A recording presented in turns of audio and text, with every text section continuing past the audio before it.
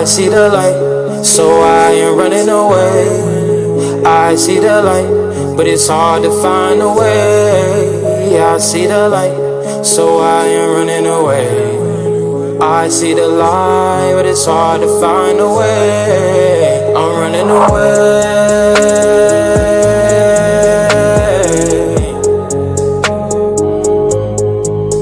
I'm running away.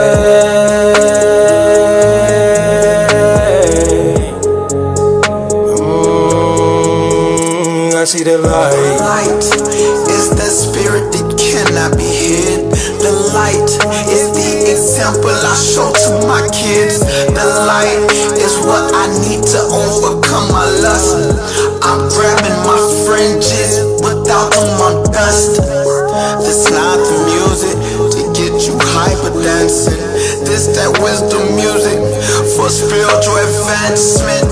I can see the pain, I know how you feel. I know the secret thoughts, the struggle is real. I need that light to help me cut off my family and friends. I need this light to help me atone for my sins. I need the light to help me see when the devil attacks.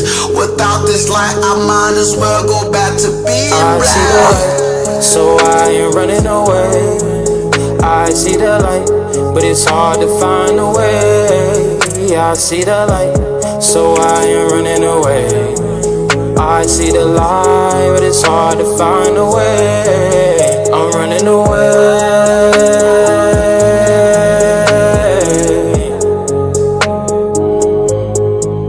I'm running away.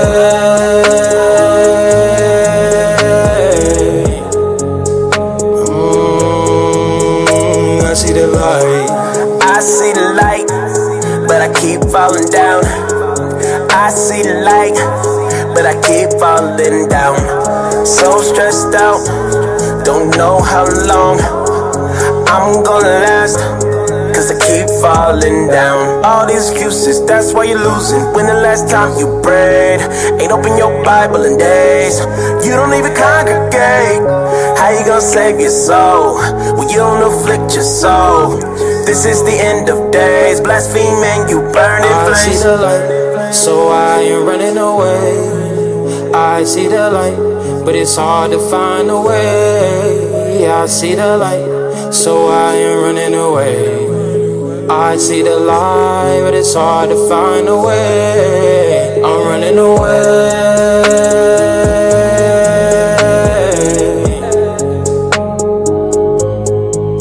I'm running away.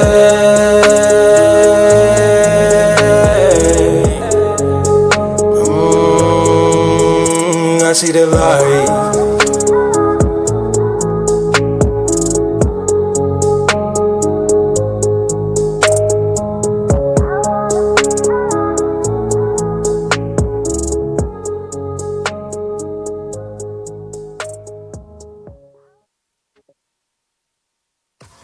Cross mountain ranges, split cell. Unique and powerful individuals. Join forces with us, and you can take on any.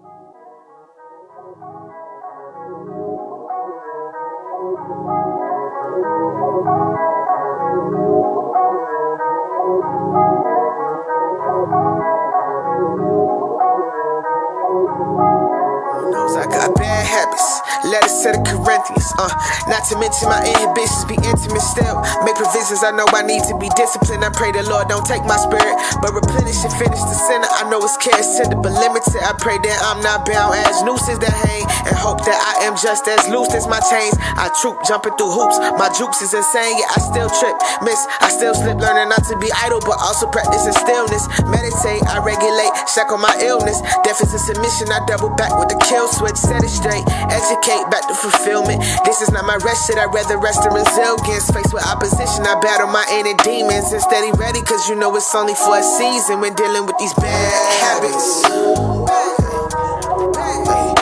knows I got bad habits. Hey, Lord knows, Lord knows. Lord knows I got bad habits.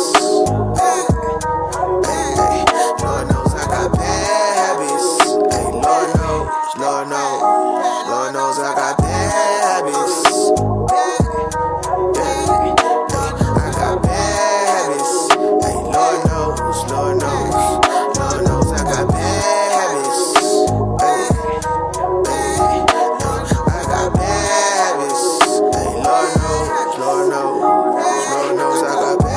Supplication made by short steppers, the mind a lower state, so our brain distort messages, braid to swallow up our pride and make more effort, yeah.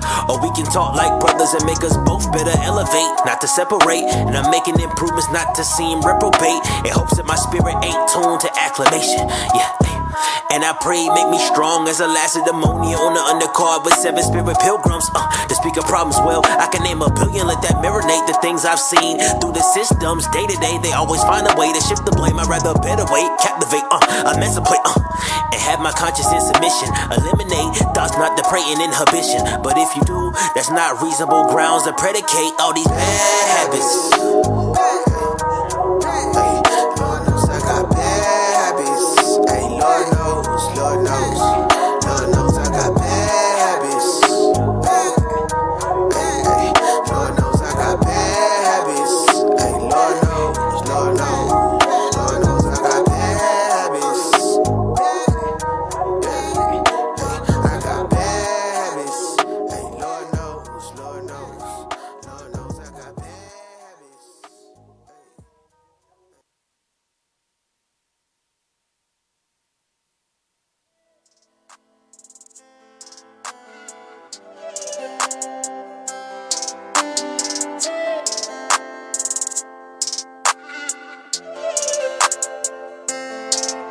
Yeah, this world is so wicked, it got my mind gone. But we been flipping through scriptures, it got my mind blown. And since we back on the mission with our forefathers' traditions, and we been painting the pictures like the time drawn. Yeah, this world is so wicked, it got my mind gone. But we been flipping through scriptures, it got my mind blown. And since we back on the mission with our forefathers' traditions, and we been painting the pictures like the time drawn. I done been tried in that fire and made it out cold. Ain't mind that he could this weather really got wild cold. I'm watching my brothers be teaching in different time zones. Come to your town, we in line and it's about a mile long. Up in the spirit, you know we gon' bring it out strong. Passing out demons and breathing life in them dry bones. Remember when I was sleeping, yeah, I was out cold. Thought I was reading the Bible, but had my eyes closed. The bewitching the naughtiness in the midst of the lawless. You either fit what they calling us or you fit for his calling. Just know redemption is drawing. I don't be imputed hearted. Don't ever quit if you fall. Remember from whence you have fallen. Yeah, this world is so wicked, it got my mind gone. But we been flipping through scriptures, it got my mind blown. And since we back on the mission with our forefathers' traditions, and we been painting the pictures like the time drawn. Yeah, this world is so wicked, it got my mind gone. But we been flipping through scriptures, it got my mind blown. And since we back on the mission with our forefathers' traditions, and we been painting the pictures like the time drawn. Like this world is so wicked, with all these pagan traditions. It's like they want us to leave it, but they won't get us to leave it. We pursued it, we need it. We the only people that are covenant. We the only people that they warn with. Demons come together for their crafty counsel, making all the plans that we fall again. Paul said, fight their war. Streets so cold that our hearts turn froze. One way in, better take their road. Fit for the battle and we train for the war. Whoa. Lord, I just pray that I'm making it in. Scriptures cutting heavy, but I'm taking it in. Said since the beginning we were chosen to win. But the world's so wicked, I can't die in my sin, no. Yeah, this world is so wicked, it got my mind gone. But we been flipping through scriptures, it got my mind blown. And since we back on the mission with our forefathers' traditions, and we been painting the pictures like the time drawn. Yeah, this world is so wicked, it got my mind gone. But we been flipping through scriptures, it got my mind blown. And since we back on the mission with our forefathers' traditions, and we been painting the pictures like the time drawn.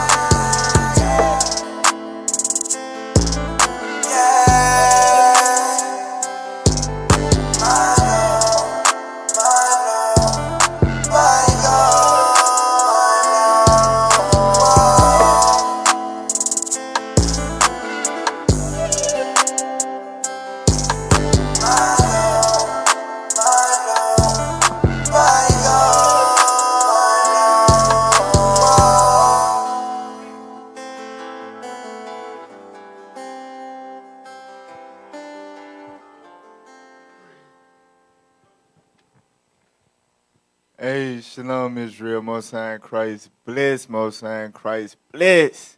Hope everybody having a good Thursday, right?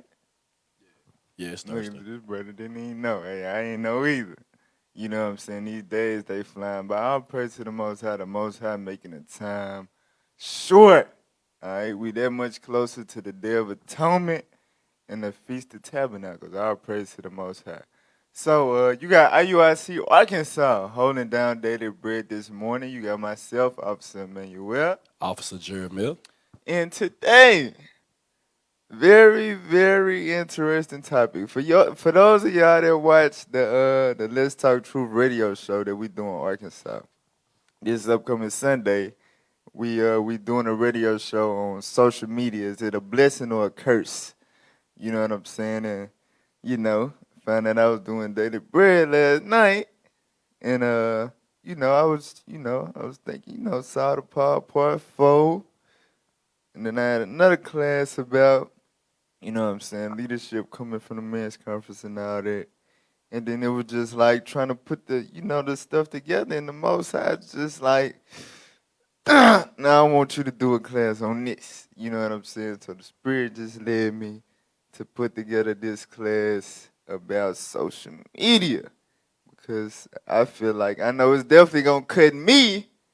I don't know about everybody else, you know what I'm saying, but it's definitely a tool that can and will be used against you in this truth if you are not, you know what I'm saying, girded up with the armor of God. It is something that will be used against you.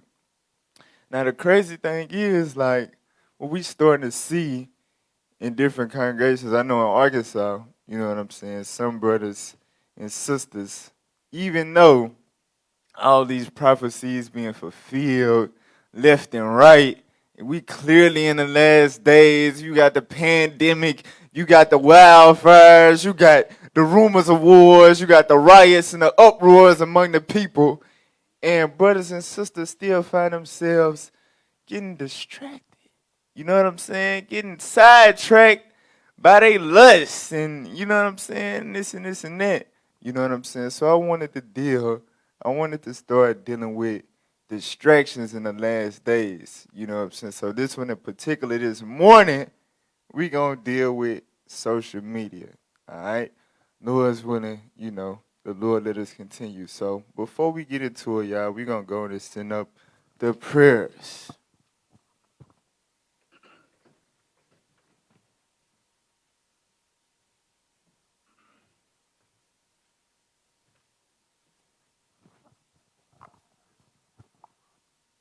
Men of Israel, blow trumpets.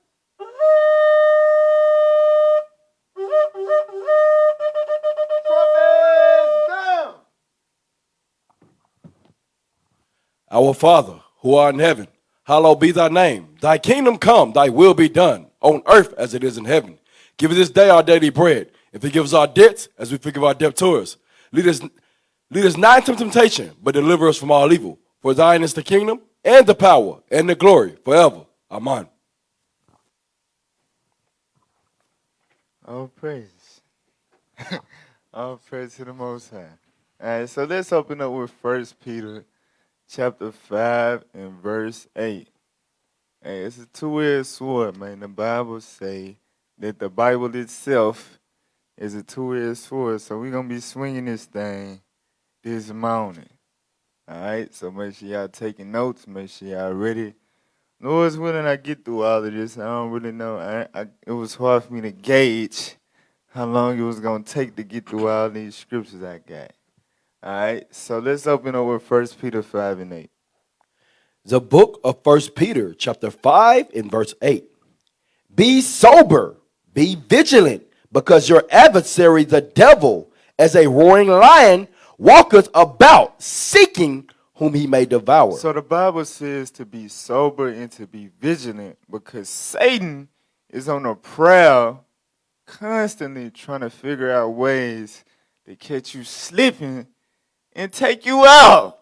You know what I'm saying? Satan is constantly on the prowl, you know what I'm saying, trying to take our precious souls from this precious knowledge of the truth, period. All right, so the Bible says, knowing that Satan is constantly on that attack, on that stalk, you got to make sure that you're sober, meaning clear-minded, and that you're vigilant. Can we get that word vigilant on the screen real quick? We got to make sure that we being vigilant, especially in these last days. Read that out. Vigilant, keeping careful, watch for possible danger or difficulties. So God said that we must be keeping a careful watch for possible danger or difficulties. All right, synonyms are observant, on the alert, attentive, awake, on one's toes, on one's guard, circumspect, mindful, wide awake, unsleep. You know how people like stay woke. You know what I'm saying? God said, yeah, stay woke. All right, we got to make sure we woke. We got to be aware, understanding that all these different tools and devices out here, was developed in some way, shape, or form to destroy you and lead you astray from God. All right, so we got to be mindful of these things. All right, you could drop that. Let's get 1 Timothy chapter 5, verse 15. The book of 1 Timothy, chapter 5 and verse 15. For some are already turned aside after Satan. So when he said in 1 Peter, it wasn't like, no, hey, watch out, because I think, Satan trying to get you. It's no, Satan already got some people. You know what I'm saying? It's real. It's people that was not sober, not vigilant, and they got turned aside by Satan. But the reason I really wanted that scripture, read it again. For some are already turned aside after Satan. It says some have already turned aside after Satan. Now, let's get the definition of distract. Let's get the definition of distract on the screen. It should be the first one from the left. All right, go ahead. Distract. Prevent someone from giving full attention to something. Right, so with us in this truth, you know what I'm saying, our full attention should be, of course, on the Lord and our Savior Jesus Christ and his work and everything that got to be done to, get us to the kingdom. But, of course, Satan's job is to distract us, you know what I'm saying, from that work so we do not devote our full attention to the Most High. Hit that arrow, that down arrow. I want to show y'all something. All right. So it says synonyms: divert, deflect, sidetrack, turn aside. So a synonym, another term you can use for distract, is turn aside, right? Read that scripture one more time. The book of 1 Timothy, chapter 5 and verse 15. For some are already turned aside after Satan. So some people then already been distracted by Satan.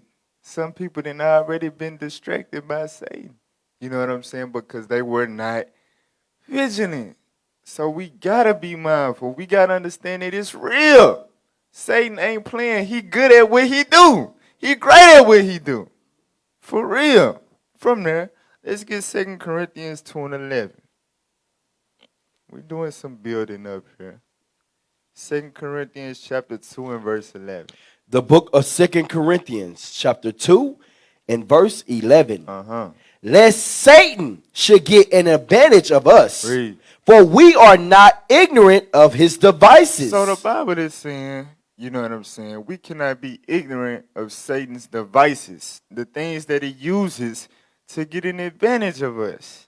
Because you got to think, for us to have been destroyed and oppressed for 400 plus years, you know what I'm saying, and been sucked up into this society and all of that, and to learn this truth, we got the upper hand. You know what I'm saying? Remember, Willie Lynn said it would take a phenomenon to break that curse. You know what I'm saying? But even though you can learn this truth and overcome all of them lies and come out of that web of you being destroyed, and being a Negro in the mind, even then, when you overcome that, it's still certain things that Satan got in place to get an advantage over you, to still use you for his purpose. So, we got to be aware, we got to be mindful of them devices that he got out there to get an advantage over us in this truth. We got to be more, we cannot be ignorant of the things that he will use to turn a brother against a brother, a sister against a sister. You know what I'm saying? To basically distract you from the greater purpose and eventually just lead you astray altogether. That's what Satan's trying to do. That's what his goal is. So we got to be mindful of the devices that he used to accomplish that. All right? So still building up here. Let's get it established. Who exactly is Satan? You know what I'm saying? The Satan that we dealing with in the earth. Let's go to Revelation. Revelation chapter 12. We're going to try to, make sure we get the full understanding according to the Bible. Who is Satan? We're going to try to make it crystal clear for y'all this morning.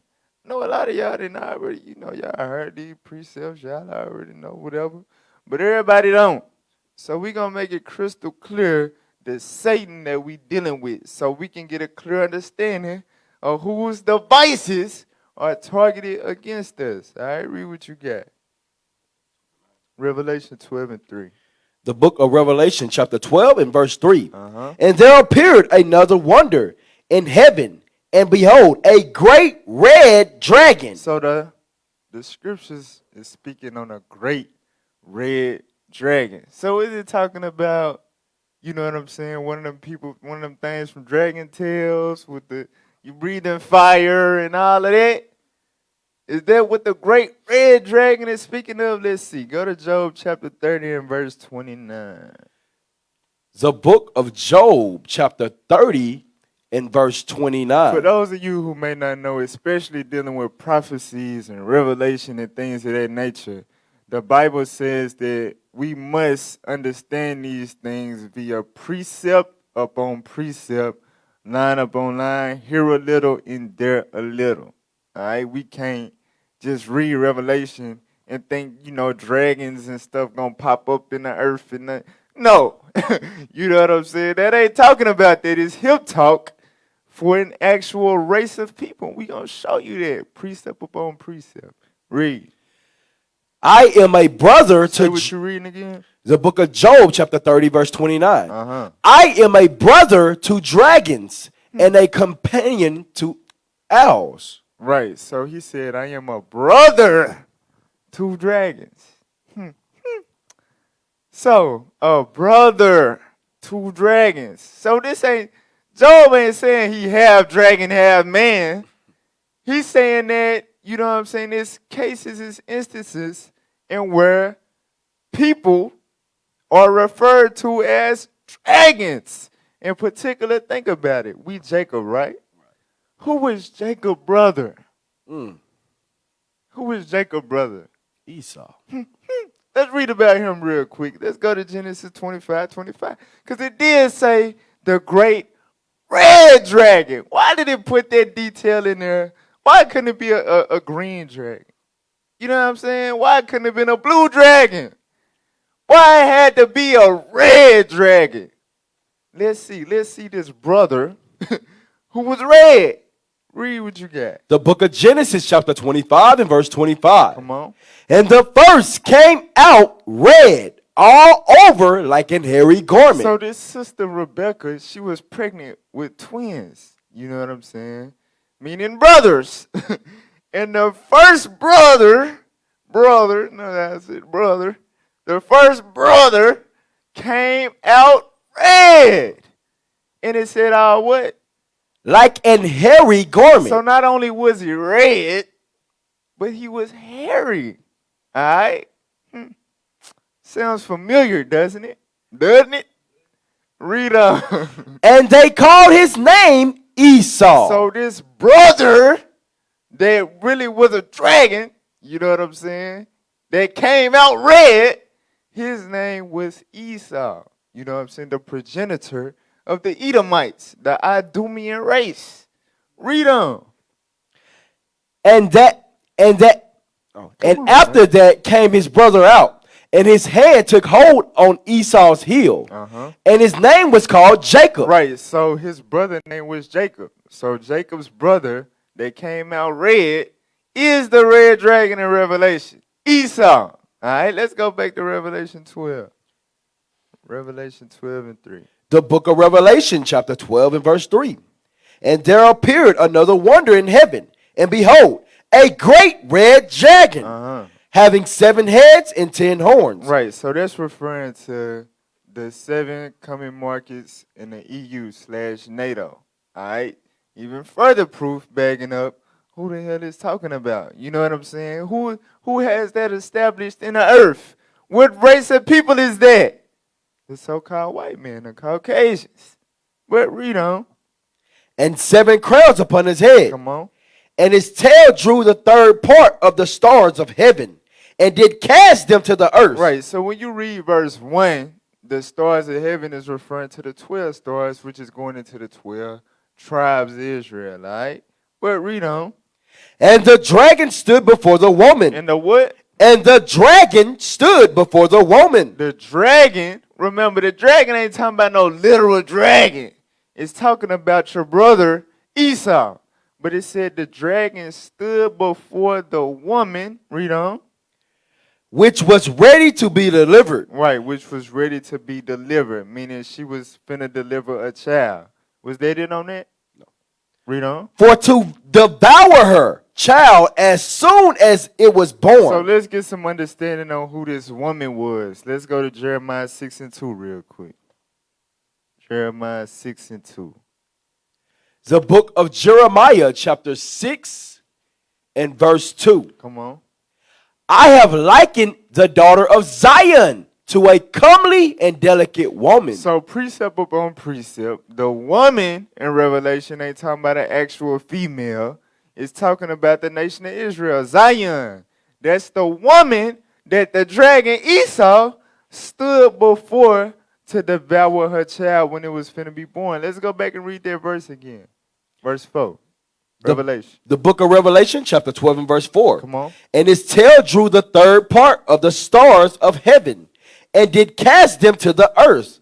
And the dragon stood before the woman, which was ready to be delivered, for to devour her child as soon as it was born. So let's see the child. Let's see the historical account of what John is seeing in Revelations. Let's go to Matthew chapter 2. Who was the child that the woman was finna deliver to be born, that the dragon stood before to devour? This right here is finna clear cut show you exactly who the devil is biblically. All right, read what you got. Matthew 2 and 1. The book of Matthew, chapter 2 and verse 1. Come on. Now when Jesus was born in Bethlehem. Now when who? When Jesus was born in Bethlehem. This is the child that was to be delivered by the woman who was Israel, all right? This was the child. Read on. Of Judea in the days of Herod the king. In the days of who? Herod the king. So this child was being delivered in the days of a particular dragon named Herod. Now, what did Herod do once he knew that this child was to be delivered? Read verse 13. Verse 13. Come on. And when they were departed, behold, the angel of the Lord appeared to Joseph in a dream, saying, Arise and take the young child and his mother, and flee into Egypt. Read. And be thou there until I bring the word. Until I bring the word. For Herod will seek the child to destroy him. Herod will seek the child to destroy him or devour him. So, who is the dragon, you know what I'm saying, that was trying to seek the child when it was to be delivered? Herod, right? Now, let's get that in the Zondervan Bible Dictionary. Who is Herod? What was his race? So we can further back up, because, we just trying to, take scriptures out of context to say Esau and this the white man and they the dragon and the blah, blah, blah. let's see who Herod was, because obviously, you know what I'm saying, this is exactly what Revelation 12 was referring to, right? Read what you got. Herod in the Bible dictionary. Come on. Idumean rulers of Palestine. So when you're reading Herod in the New Testament, it's talking about a whole lineage of rulers of Palestine, which were what race? Idumean rulers. So they was Idumean rulers, right? So Herod was an Idumean, right? Let's get page 239. Who the hell is Idumea? Who is that? What does that mean? What nation is that? Read what you got. The definition of Idumea. Come on. Pertaining to Edom. Read. Greek and Roman name for Edom. So, all it is a New Testament confusing word, just like when you read Isaiah, that's Isaiah. You know what I'm saying? When you read OC, that's Hosea. When you read Idumea, that's talking about Edom, Esau, the Edomites. Guess what? That's exactly what Herod was. He was the dragon that was trying to seek the child to devour it. Showing you that what? The Edomites, the Esau, is the red dragon in Revelation. I mean, it's pretty clear cut, right? Right. So let's go back to Revelation 12 now and read verse 9. What does the Bible call this red dragon? Read. The book of Revelation, chapter 12 and verse 9. Come on. And the great dragon was cast out. That old serpent. Yeah, what? That old serpent. So this dragon, this great red dragon, you know what I'm saying? Your brother Esau, it said that he was that old serpent. That serpent that was in the Garden of Eden that, you know, manipulated the woman and used her to get to her man to bring down humanity forever. Remember, we gonna go into them same tricks. He used the same old tricks to this day. He used the same tactics, just in different, you know, modernized, you know what I'm saying, updated fashions. It's the same tricks, though. His tricks never change. It's the same spirit of that old serpent. Read on. Called the devil and Satan. So wait a minute. So you telling me the lineage of Herod, the Idumeans, the Edomites, the red and hairy people, the so-called Caucasians in the earth, what are they called in the Bible? That's called the devil and Satan, which deceiveth the whole world. Hey, we just reading the Bible. You know what I'm saying? We just reading the Bible. That ain't something we just say because we mad about slavery and we mad about... No! According to the Bible, Esau is the damn devil. Precept upon precept, line upon line. It is what it is. And you damn right, he have deceived the whole world. He got the whole world thinking that Jesus Christ is white, Christianity is the way, and was given to us by the white man. We wouldn't know about God or salvation or none of that if it wasn't for them. When they are actually the complete contrary to your Savior and to your God. They deceived everybody. They got everybody thinking that God is white. And the Bible is about white people and slaves obey masters. They deceived the whole damn world. That's what devil means. Deceiver. Who has done it? Them. All right? For real, read on. Which deceiveth the whole world. Right. He was cast out into the earth, and his angels were cast out with him. Right, that's talking about his allies. Now read verse 12. Verse 12. Therefore, rejoice, ye heavens, and ye that dwell in them. Woe to the inhabitants of the earth and of the sea, for the devil is come down unto them. Right, so it says the devil is come down unto you. You all right, bruh? You good? Okay, I'll praise to the Most High. It say the devil, remember the devil is talking about a race. You know what I'm saying? The Caucasian race. It said the devil is come down unto you having what? Having great wrath. Having great wrath, meaning anger, animosity, hostility. Why? Read. Because he knoweth that he He had but a short He time. have but a short time. You know what's heavy about this verse, bro? Because you got the so-called Negroes and Hispanics in America, you know what I'm saying, that sleep. They caught up in, the damn NBA playoffs. They caught up in, you know what I'm saying, the damn Cardi B and the WAP. They caught up in the new series of Power Book 2.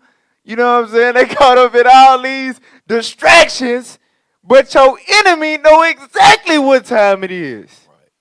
He know what time it is. He know he don't got much time left. So he's mad, he's angry. We're going to show y'all an example of that real quick. Just we're going to show y'all what comes up when you Google Black Hebrew Israelites. You know what I'm saying? We're just going to show you what comes up, showing you how they got great wrath. Just an example. All right, when you Google Black Hebrew Israelites, what do you see? The first link that you see is the ADL. Click on that real quick. So the first thing that you read about the Black Hebrew Israelites, it says extremism, terrorism, and bigotry. Talking about a shooting that happened in Jersey City that didn't have nothing to do with no Israelites. But they constantly trying to use that event as, something to say that we a hate group. But the brother was actually a Muslim. All right? But, okay, go back now. Let's see what up. Maybe, that's the only bad article or whatever they got when you start, in the top 5 things that pop up for Black Hebrew Israelites. Go to the NY Times, the New York Times one. Let's see. What do we know about the Fringe group?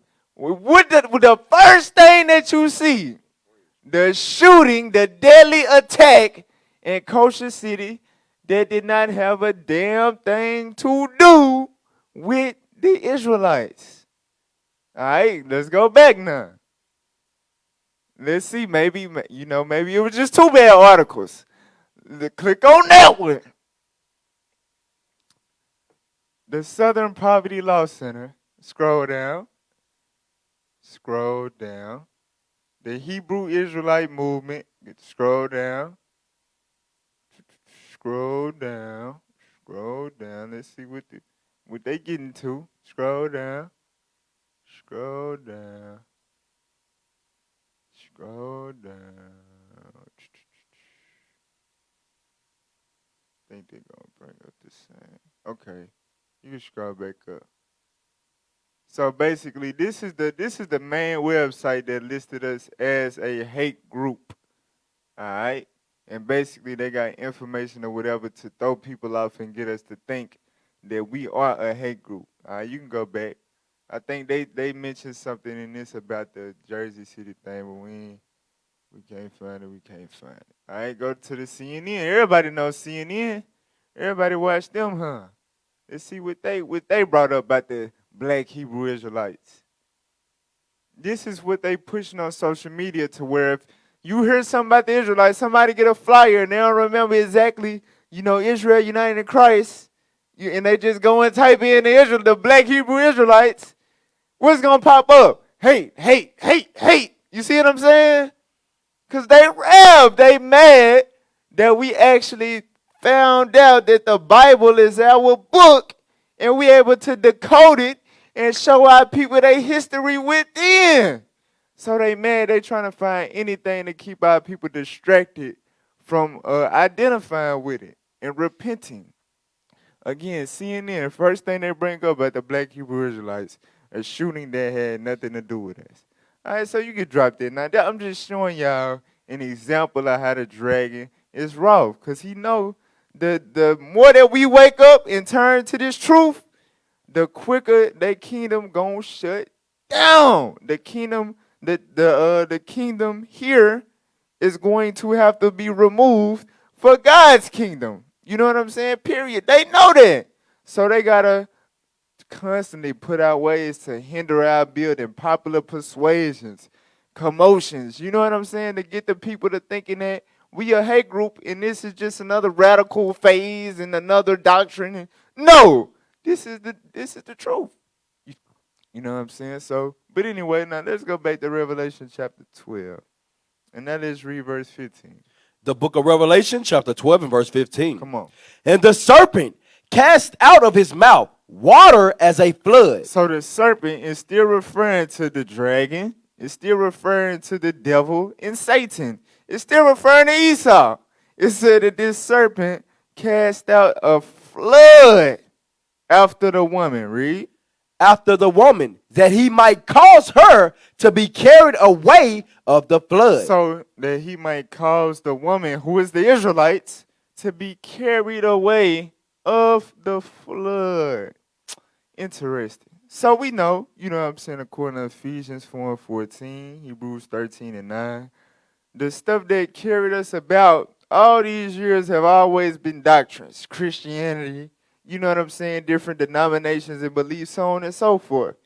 But now in 2020, you know, at this point, they have stepped up their flood game. You know what I'm saying? Not only is it doctrines, you know what I'm saying, but it's also tools like social media. It's the media. You know what I'm saying? The flood is the media, period. What they put on television, what you see on CNN, all them articles we just saw, that's a flood to keep our people distracted from realizing who they are, to carry us away from the Most High. That's the tactic that the serpent will use to keep us asleep, to keep us drowned in the doctrines of America. All right? So with that being said, let's get that article now. Let's get Journal Blog. We're going to deal with one of the major components of that flood that they using to carry the Israelites away from the Most High. All right? Read that. Social media distractions could be costing you nearly 50 hours a month. Remember, the name of the class is Distractions in the Last Days. Social media distractions. Now, this 2017, I know this had to have been increased by now. It said it could be costing you nearly 50 hours a month. Wow. All right, scroll down. Watch this. Go ahead. Read that. I wonder if I have any notifications. We live in an astonishing era of technological advancement that should be making us better, and they are indeed making our lives better in some aspects, but they may also be making our brains worse. Hear me out. Right. So these certain things, as far as technology today, yeah, it is good for some things or whatever, but ultimately it could be making our brains worse. Read on. Do you check your phones first thing in the morning? So remember, you know what I'm saying, we got to keep it real, Israel. You know what I'm saying? What's the first thing you do when you turn over? You know what I'm saying? Is it, hey, like I said, we are going to be getting cut. For some brothers and sisters out here, y'all probably on point.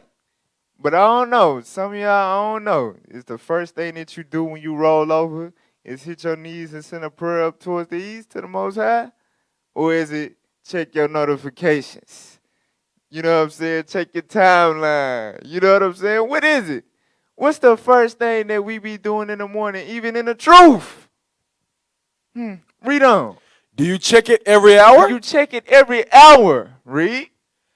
Half hour? Every 30 minutes. Read. More. Even more frequently than that. Maybe every 5. Maybe every 2. Maybe every 30 seconds. Read on. Do you watch TV and have your phone out checking emails, Instagram, or Facebook? Do you be everything that you do, you able to combine it with checking your social media? Is that you, sis? Is that you, Ak? Is that you? Read on. Do you use your cell phone to check social media during work? Even when you at work, when you in captivity, you know what I'm saying? You still checking your social media. Is that you? Read. Don't worry, I won't tell your You boss. can keep it real. Read on. If you answer yes to the questions, you most likely are being hacked by your own technology. You are being hacked by your own damn technology. Wow. You being hacked. That means You know what that mean, right? You gotta think. For somebody like to hack your account, that mean that they taking control of it. They getting access to what is yours. So if you're being hacked by technology, that means that the technology is getting access to your spirit, your mind. You know what I'm saying? It's getting a level of control, of what belongs to you, to what God gave you. It's getting a level of control. It is hacking you. That sounds like witchcraft. Right. That's a witchcraft. Right. All right, read on. Our brains have a primitive system that sole focus is to look for the shiny thing. Originally, it was used to identify the color of a new animal that could be a predator, a one type of red berry that was poisonous, or a rustle in the bushes that could mean danger. So it's going into the different senses, you know what I'm saying, that trigger our brain, basically it's, basic survival in the wilderness. You know what I'm saying, you watching out for animals, new animals, different berries to make sure they ain't poisonous, so on and so forth, to detect danger. Your brain has an auto alert that God programmed you with, right? Like that poisonous fruit. Right. Right. Exactly. Read on. It is a system of protection that the brain is always using to be constantly aware of its surroundings in order to protect itself. So these are the sequoias that reason offereth. You know what I'm saying? That the Most High imparted to every man. We have a system of protection in our minds. So you got to think, if Satan's job is to take you out, what is he going to try to do to that system of protection? He going to try to infiltrate it. He going to try to decode it. He going to try to hack that thing.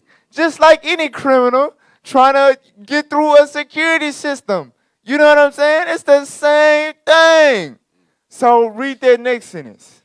Today, that shiny thing is no longer a predator. It's notifications, emails, and texts. So that shiny thing to keep your mind alert, to be on the watch out for danger, now it's been transmitted, into notifications, emails, and texts. That's the shiny thing. That's the stuff that make your eyes light up. A ding, you know what I'm saying? You know them different sounds that let you know that somebody cares about you. You know what I'm saying? That's what our minds are wrapped up in now. Let's scroll down. All right, go ahead. Is that such a bad thing? Is that a bad thing?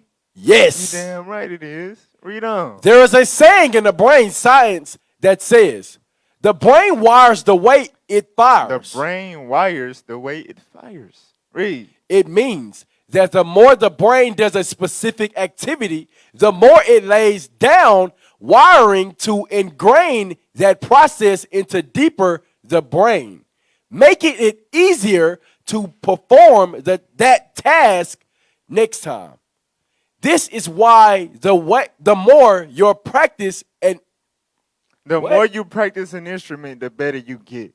So remember, it say that the inward thought of every one of them is deep, bruh.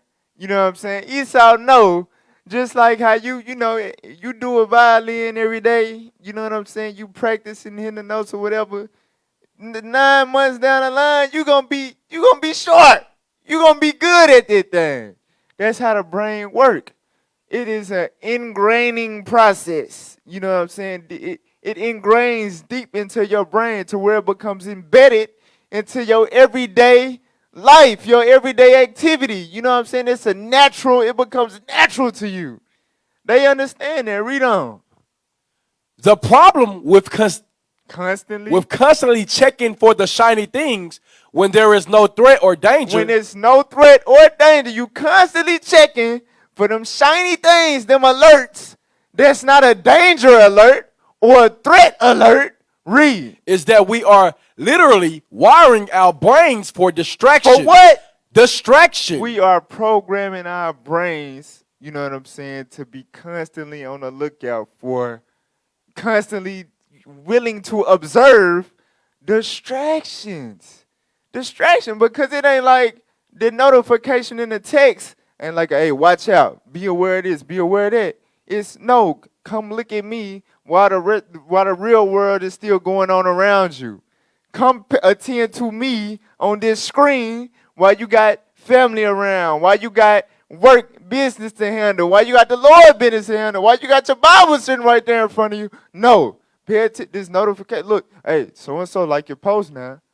I know you're going to sit up there and make sure you know what I'm saying, check that friend request. That might be the person you've been waiting to see your friend request. Right. You see what I'm saying? That our minds are being programmed to give heed to distractions. That's the name of the class. That's what Satan used to take us out of this thing. All right, read on. We're making it easier for our brains to become disconnected and distracted. So by us, with all this social media activity, we making it easier for our brains to be disconnected and distracted. If something is disconnected, that means it ain't working. You know what I'm saying? It's not active. You see what I'm saying? You got to think. That's just like, why so much death happen behind texting and driving? Because there's no way in hell, you know what I'm saying, you can sit up there and type out a text. You know, now you could be on autopilot. It could be something that's not in front of you, but God forbid something happen in front of you while you texting. What's going to happen? Your mind is not actively engaged to driving. It's not, because you're literally distracted. And that's how they program our minds. You got to think. So long ago, before we started using social media, it's no way that we would sit up there and willingly distract ourselves like that when doing something so dangerous, you know what I'm saying, as driving on these roads. You know what I'm saying? We would never do such a thing, but they show you with so much, and you know what I'm saying, with the developing that essence, that imperativeness in your mind, you literally got it. You think that it's worth it to put your life on the line, to look away from this road for 5 seconds to check a damn comment. You know what I'm saying? To check a DM. Read on. Have you ever ran out of battery or lost service and felt notification and anxiety start to creep in? So, this going to cut. You know what I'm saying? When your battery get low or when you lose service, you start to get that feeling like, damn, what if, you know, I ain't going to be able to see who come in, you know what I'm saying, on that photo I just posted. You know what I'm saying? I just uploaded you know what I'm saying, a video. I know such and such going to trip out. Damn, I ain't going to be able to see. Hey, somebody give me a charge. You running. I need to charge my phone. All just to stay on Facebook. All just to stay on Instagram. All just to stay on Twitter. Hey, a lot of us, even in this truth, a lot of us be having a notification anxiety. Read on. What if someone liked my photo? Uh-huh. What if I got a message? What if someone commented? If you're as popular as I am, I was probably nothing. It was probably nothing. So it says, you know, that's what you be thinking, like, damn, when your phone there, you're like, damn, what if such and such didn't like my photo? What if I didn't got a comment? What if I didn't got a message? And then you charge your damn phone just to see that ain't nobody like your damn picture but your mama. You know what I'm saying? If anybody, you know what I'm saying? You ain't got nothing. You ain't jumping at all. But it's that anxiety when you're not able to see what's going on and constantly be updated. I'm telling you, it's like a drug, bruh. You know what I'm saying? Esau didn't got it programmed in our mind, and we feel like we need it. We need to constantly be aware of who hitting us up, who got something to say, who like what we're saying, who got something to say, who's willing to share what we're saying. You see what I'm saying? We constantly got that addiction, that craving to see. And once we're not able to see it, we get that anxiety. That's how you know it's witchcraft, bruh. It's witchcraft. Read on. One study found that every single time you get distracted, it takes on average 25 minutes to get refocused. Wow. This crazy. So you got to think, bruh. You know what I'm saying? For you brothers, even sisters, when you talking to your spouse, you know what I'm saying? And that phone ding, And she, oh, I'm sorry, I just had to. Or, you know, your Lord said, oh, my bad, I just had to. It say it take an average of 25 minutes to get refocused. Meaning what? The next few words, the next few sentences, the next conversation. In their mind, since they got distracted, it's a high chance that it's a whole lot of womp, womp, womp, womp, womp, womp. That's what you sound like in their ear. Because their mind is not fully registered to what you're saying for at least 25 minutes. That's according to science. You know what I'm saying? You got to think. That's why your wife go to the damn store and she don't come back with the thing that you made, you told her to make sure she came back with it. She, oh, I'm sorry, I forgot. You told me that. Yeah, I told you that. But it's that distracted stuff. It say your mind be thrown off for at least 25 minutes. That's some magic trick stuff, bruh. For real, read on. They also found that distractions eat close to 2.5 hours of work productivity every single day. Every single day, 2.5 hours. That means society could be a whole lot better. You know, service, all that could be a whole lot better. Everything could run a whole lot better if it weren't for social media, because we missing out on 2.5 hours of productivity. You know what I'm saying? Increasing of greatness and exercise and creativity and all that. We being shaved 2.5 hours every single day because of social media. Read on. That's 17 and a half hours a week. And 70 hours a month. 70 hours a month. 70 hours a month. That's like if you work a part-time job, that's how many hours you probably working in a month. You know what I'm saying? That's helping you pay the bills. That's how much time we spending on something that pays nothing. Yeah, you paying for it. You know what I'm saying? Read on. Think of what you could do with an extra 70 hours every single month. You see that? So you got to think, bro. That's heavy right there. You could drop that article. Go to Sirach 33:27. So it says that when you're distracted, your brain is disconnected. You distracted. Your brain is disconnected and you distracted. Watch this. Read. The book of Sirach, chapter 33 and verse 27. Read. Send him to labor that he be not idle. So the Bible says, send him to labor that he be not idle. Meaning put him to work that he be not idle. The word idle means inactive or disconnected. You know what I'm saying? Send him to labor that he be not idle. We just read that social media, that's what it creates. It creates idleness. It takes you away. It distracts you from labor. God says, send him to labor that he be not idle, because why? Read. For idleness teacheth much evil. Let's all understand something. Social media thrives off of idleness. That's all it is. It is a tool designed to operate in your idleness. Meaning when you're not paying attention to actual work, actual family, people, the real social activity in real life, you know what I'm saying? Or to the work of the Lord, what is happening? You're idle. When you're doing this, you idle. You see what I'm saying?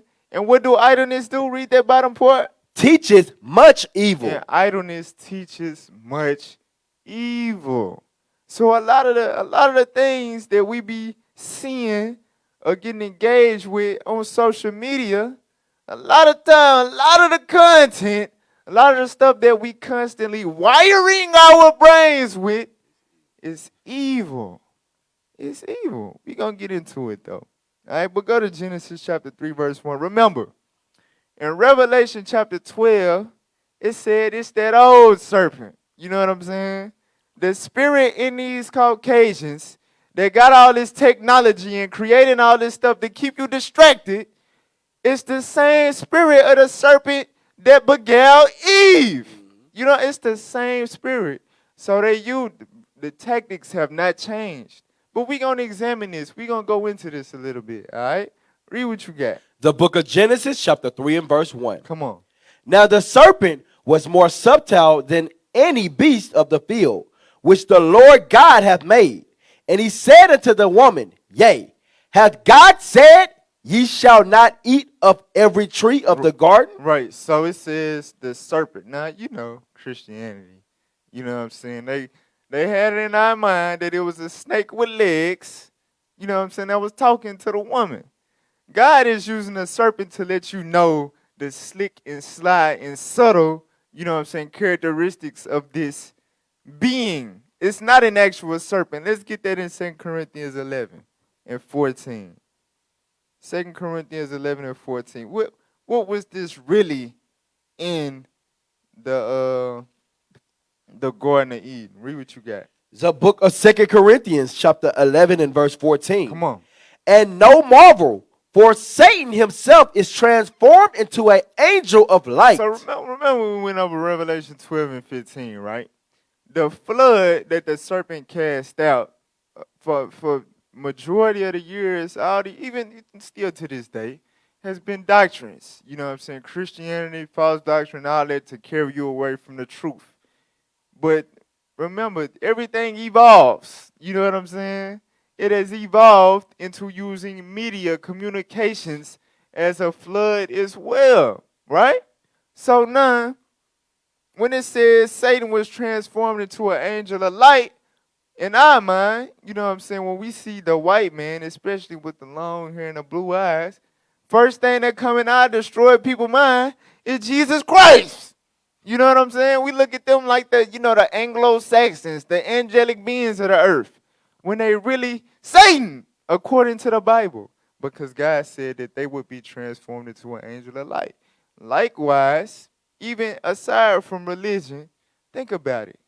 Who is so great? Who has the minds to create Facebook and this technology? And I can send you a text right now here in Arkansas, and your phone will ding way in Jamaica instantly.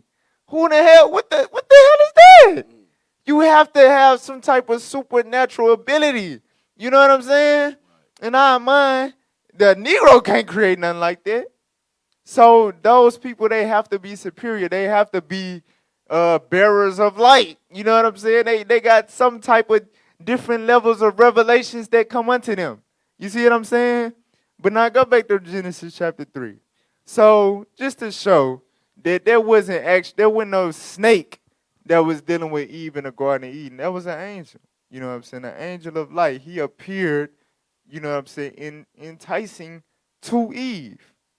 Read what you got. The book of Genesis, chapter 3 and verse 2. Come on. And the woman said unto the serpent, We may eat of the fruit of the trees of the garden. Right. So, I'm sorry. Read verse 1 again. Verse 1. Now the serpent was more subtle than any beast of the field, which the Lord God hath made. And he said unto the woman, Yea, hath God said, Ye shall not eat of every fruit of the garden? So, he tempting Eve. You know what I'm saying? Have God said you can't eat of every tree in the garden? Read on. And the woman said unto the serpent, We may eat of the fruit of the trees of the garden, but of the fruit of the tree which is in the midst of the garden, God hath said, Ye shall not eat of it, neither shall ye touch it, lest ye die. So she letting the serpent know, or the angel of light know, hey, you know what I'm saying, my husband taught me that God told him that we can eat freely of everything here except for that one tree. All right? Except for the fruit of that one tree. Read on. And the serpent said unto the woman, Ye shall not surely die. You ain't gonna die. He told you that. Girl. You know what I'm saying? Being real slick and conniving. Basically sowing doubt in her mind. You see what I'm saying? That's what they pin it. It's the same thing with these doctrines or with these why I left IUIC video. You know, them be the type of things that people throw at you like, do you really know if leadership is Masonic? You know what I'm saying? Do you really know what they doing with your money? You see what I'm saying? To sow doubt in your mind and get you to think like, I don't know. Oh, I could be being bamboozled. You see what I'm saying? It's the same tactics that the devil used since the beginning of time. All right, read on. For God doth know that in the day ye eat thereof, then your eyes shall be opened, and ye shall be as gods, knowing good and evil. So remember, you know what I'm saying? God gave Adam dominion over the earth. You know what I'm saying? He was a God on earth. But what is showing you, what did the woman have an urge? Say no. You know what I'm saying? Say no to spirits that he attacked. You know what I'm saying? For real. He always on the prowl. He know, what it could take to penetrate your spirit. You know what I'm saying? He play off your lust. He letting Eve know, look, basically, you can become equal to Adam. That's what they don't want you to find out. And it's the same thing that you see with this feminist movement. And this word they keep throwing out, misogynistic, and all of this. They're trying to keep the woman from being empowered and all of that. You know what I'm saying? That Satan is still pushing that out to this day to turn our women against us when we need y'all to cooperate so we can work together and get up out of here. But Satan got it in y'all mind like we holding y'all back when y'all ain't nothing without us. You see what I'm saying? And that's how he was able to penetrate Eve mind. But watch this though, read on. And when the woman saw that the tree was good for food. It was what? Good for food. It was good for food, meaning good for the flesh. It felt good. Read. And that it was pleasant to the eyes. It was pleasant to the eyes, meaning it looked good. Read. And a tree to be desired to make one wise. And, you know what I'm saying, it could put you on another level above others. It could exalt you. You know what I'm saying? It would be desired to make you wise. Read. She took of the fruit thereof, and did eat, and gave also unto her husband with her, and he did eat. And from thenceforth was the fall of mankind. We fell for the tricks of Satan. But to this day, we have not learned, you know what I'm saying? We have not got it. It is not clicked because we have been bamboozled and deceived by Satan even further. Even when we read these scriptures, we're not seeing the tactics that he's using against us when it's in plain sight. So, mind you, it says that the fruit that Satan, the serpent, showed the woman, it was good for food, pleasant to the eyes, and desired to make one wise. Let's see if his tactics changed throughout time. Let's get 1 John chapter 2. Now, Captain Hoshea, he been breaking this down over the years. You know what I'm saying? Multiple times. It's the same tactics that Satan used against Christ in Matthew 4 and Luke 4. You know what I'm saying? When he tempted him when he was hungry in the mountain, after he fasted 40 days and 40 nights, he used the same tactics against the Lord and Savior. Meaning what? He confident, he know that this is what works. So if it ain't broke, I ain't going to fix it. You know what I'm saying? But watch this. Watch what the apostles let us know. Read what you got. 2 and 15, bro. The book of 1 John chapter 2 and verse 15. Come on.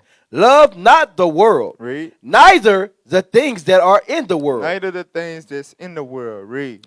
If any man love the world, the love of the Father is not in him. So it's finna tell you what's in the world that does not consist of the love of the Father. Read. For all that is in the world, the lust of the flesh. The what? The lust of the flesh. So it's telling you the things that's in the world. It wasn't in the world before the serpent beguiled Eve, and Eve gave the fruit to Adam and he ate. Prior to that, it wasn't in the world. Now, after we ate the damn fruit, you know what I'm saying, per se, the fruit of lies, Hosea 10:13. Ever since then, you know what I'm saying, that is exactly what has been planted all throughout the earth.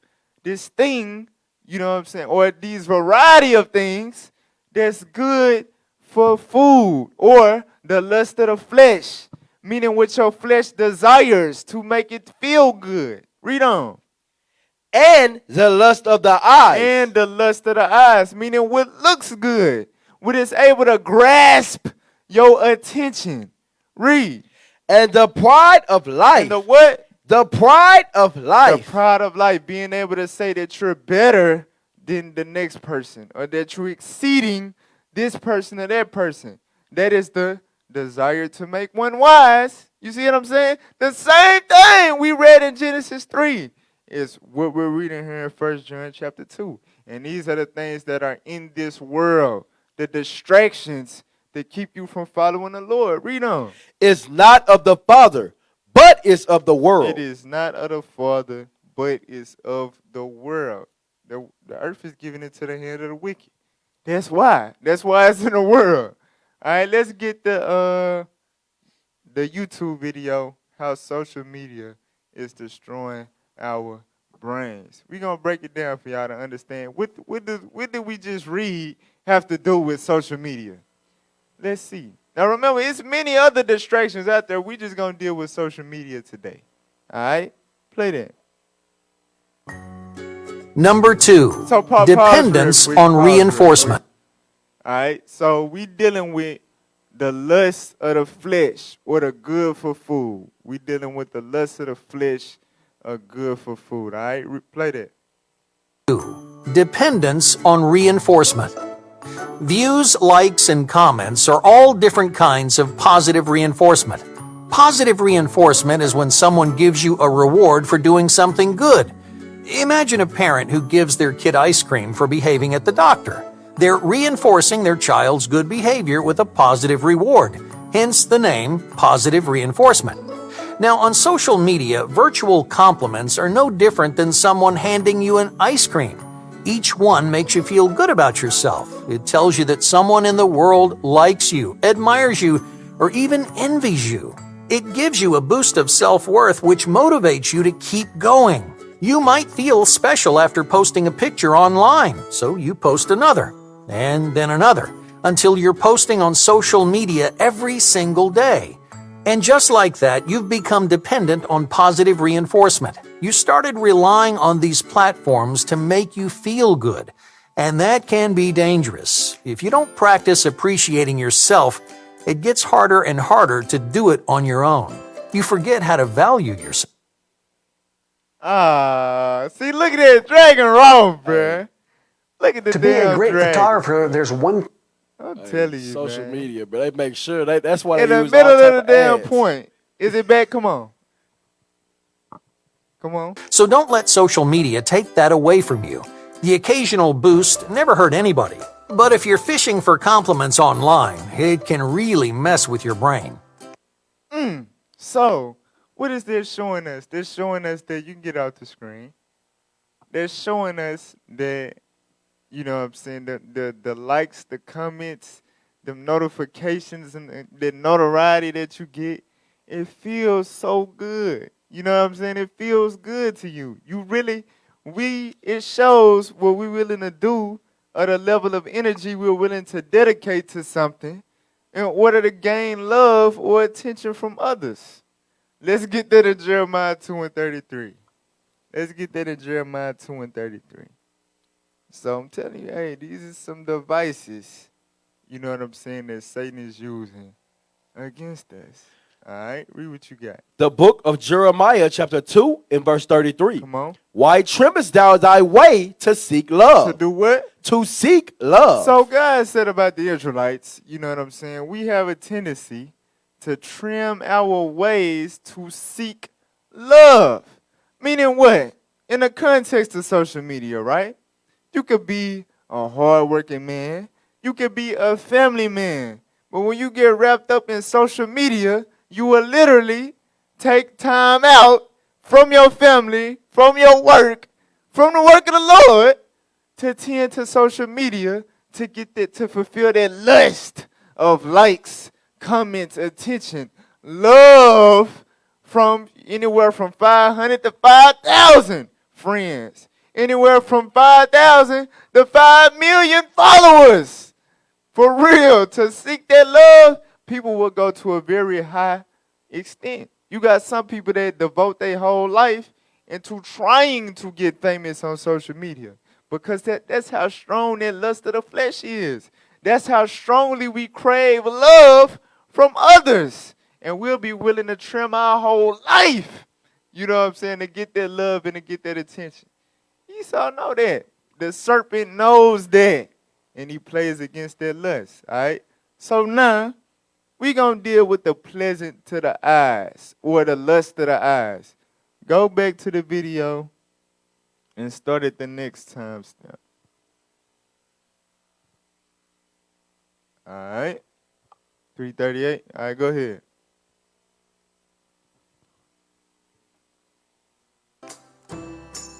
Number 3, wasting our time. Social media is a notorious time waster. Without even realizing it, you might spend hours every single day browsing through different platforms. Some people lie awake in bed scrolling through page after page until it's suddenly 2 in the morning. Others use social media in small bursts. They might spend only 5 minutes at a time on their phone, but they do this every single hour of the day. It seems like they're barely ever on social media, but those 5-minute increments really add up. By the evening time, you've lost an hour or more of your time, which you could have spent on work, hobbies, or with your family. Time is one area where social media becomes especially destructive. It twists the way you think. It distracts you with all those buttons, pictures, and videos, and your brain loses track of time. Wow, that's heavy right there. So basically it's saying that social media keep your eyes peeled. You feel like you can't miss nothing because everything that you see on your timeline is pleasant to your eyes. Meaning you willing to stay up till 3, 4 in the morning when you got to be at work at 7. Just to, you know what I'm saying, stay updated on Instagram. Follow them stories of them people that you like. You know what I'm saying? See them females, and for you brothers, your sisters too. Ain't none of y'all exempt. We gonna get into that as well. But you know, it's actually, you would think that it's not.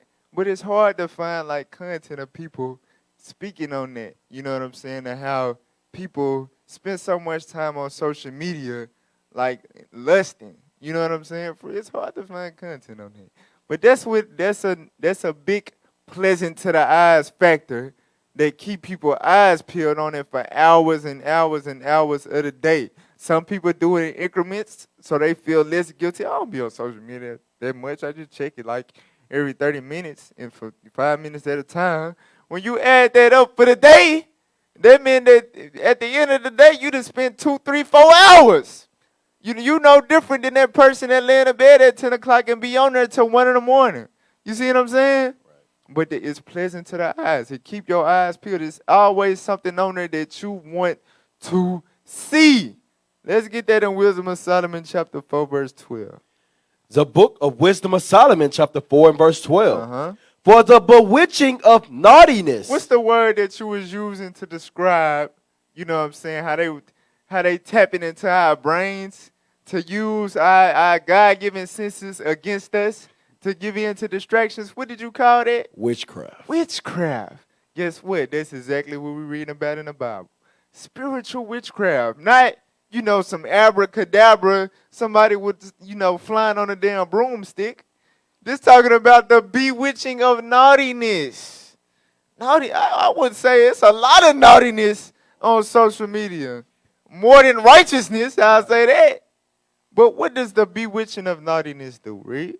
Does obscure things that are honest. It blurs the things that you know is right.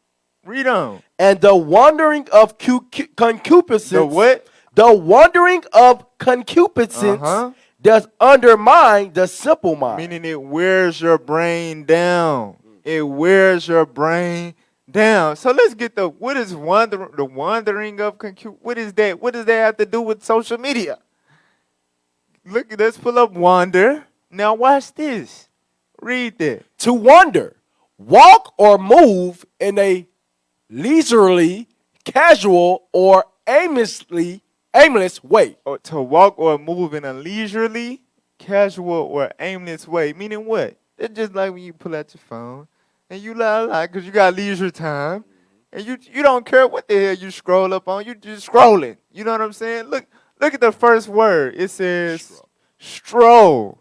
If you replace that T with a C, what you got? Scroll. It's the same thing. You wondering. You pick up your phone, you unlock it. You strolling through Instagram. You strolling through Facebook. You know what I'm saying?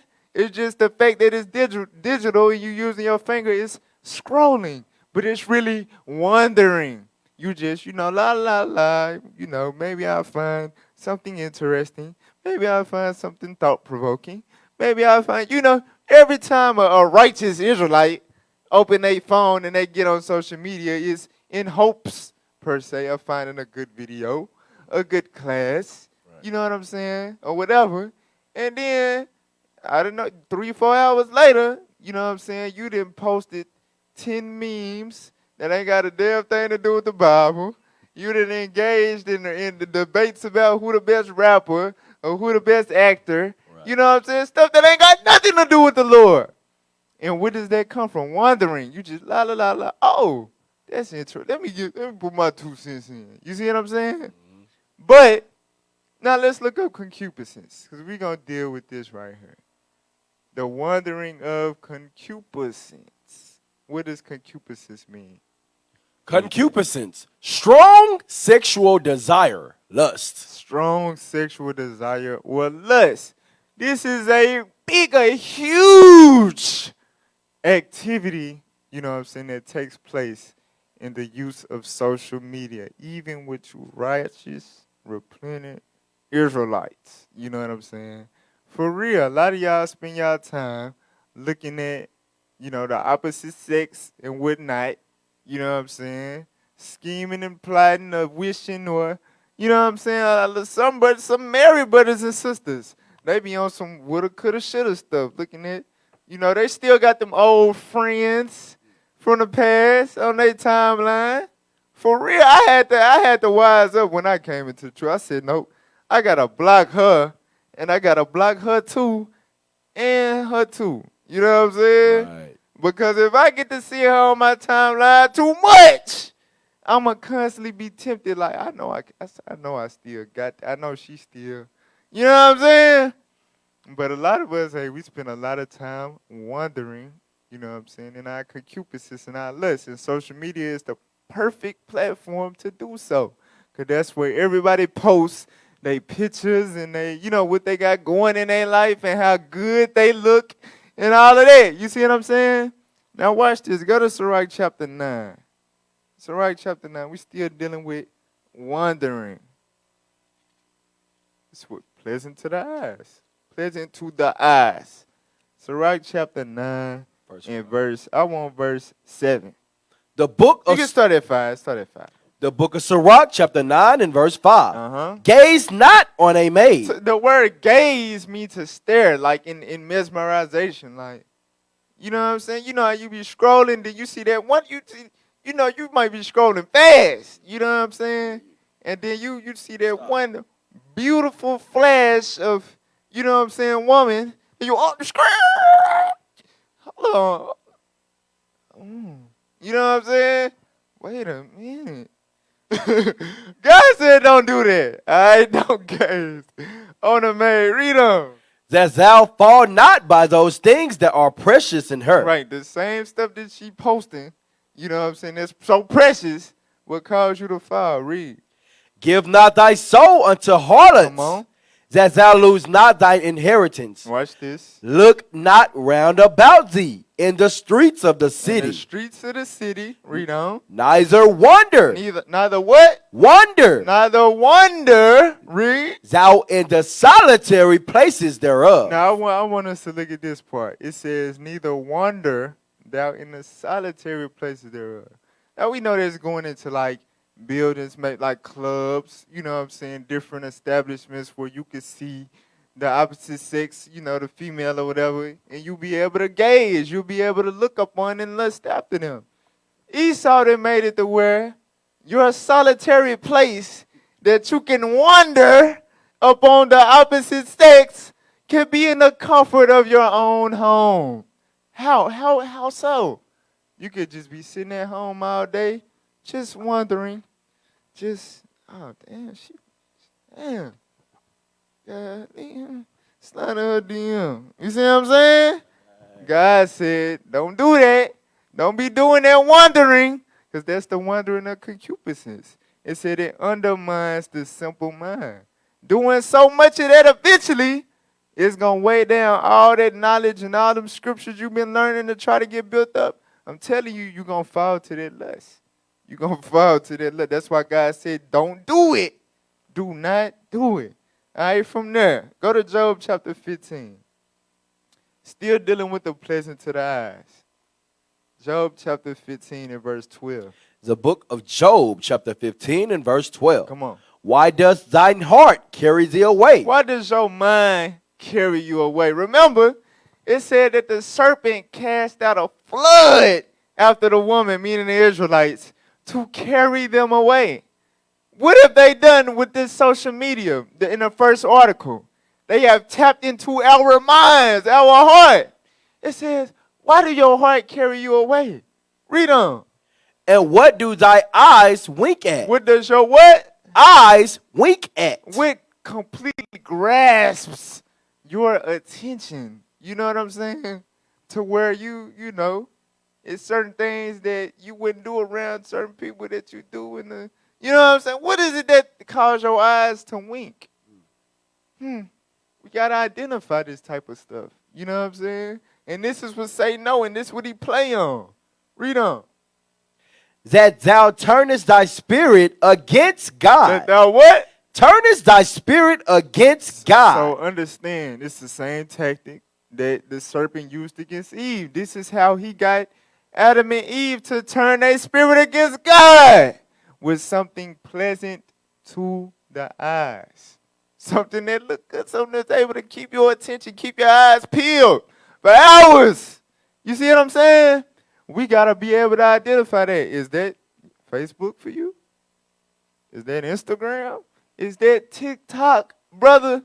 You know what I'm saying? Tinder. For real. What you say? You got Tinder, all these other little What the hell is that? they got social media, you know, the different platforms where you can go Tinder? somebody. That's Dick and Law will be using that word. What the hell? You got Tinder? and you know what you said it's called Tinder. Right. You want something Tinder. What the hell is this? You got blackpeoplemeet.com. You got all type of websites to use to try to get you to follow your lusts. Exactly. You got to be able to identify what is able to grasp my attention and keep my eyes peeled that will really ultimately turn my spirit against God. We got to be able to identify that thing because Satan own it. For real. From there, let's deal with the pride of life now. Let's deal with the last tactic. A tree desired to make one wise. The pride of life. All right, let's go back to the video and get that next timestamp. Watch this, y'all.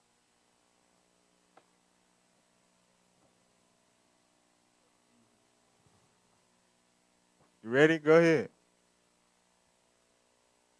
Life is full of important moments. Think on your favorite vacations. They gotta hear what he said. Yeah, what are you talking about? Play. Again. Number 1, editing our lives. Life is full of Go ahead. important moments. Think on your favorite vacations, on holiday dinners with your family, on the biggest stepping stones in your career. These are the kinds of moments that you want to remember forever, right? But for many people, just remembering isn't good enough. They want a physical reminder of what those moments felt like. So they take pictures, they record videos, and they keep souvenirs. These reminders transport them back in time, letting them relive the joy, beauty, or surprise of a single moment from their past. But when you start posting those photos on social media, something strange happens. You stop focusing on the moment itself. You stop remembering what really happened, and you start thinking about what you can change. You start cutting photos you don't look your best in, even if that photo makes you laugh or cry. You start doctoring how your experiences looked or felt. Why is that?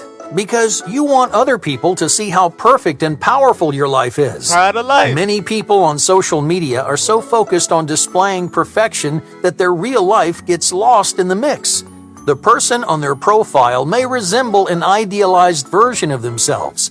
They've changed their whole life just to impress a bunch of people on the internet. If you start editing your life, you stop appreciating how imperfect it can be.